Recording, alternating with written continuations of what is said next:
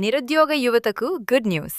భారత సైన్యంలో ఉద్యోగం చేసే భారీ అవకాశం వచ్చింది. ఏపీ మరియు తెలంగాణ రాష్ట్రాల అభ్యర్థుల కోసం అగ్నివీర్ రిక్రూట్మెంట్ ర్యాలీ నోటిఫికేషన్ విడుదలైంది. ఈ ర్యాలీ గుంటూరులోని ఆచార్య నాగార్జున యూనివర్సిటీ గ్రౌండ్స్లో నిర్వహించబడుతుంది. మార్చి 9 మరియు 10 తేదీలలో మహిళా అభ్యర్థులకు, మార్చి 12 మరియు 13 తేదీలలో పురుష అభ్యర్థులకు ఫిజికల్ టెస్టులు నిర్వహించనున్నారు. 10వ తరగతి పాసైన అభ్యర్థులు అప్లై చేయవచ్చు.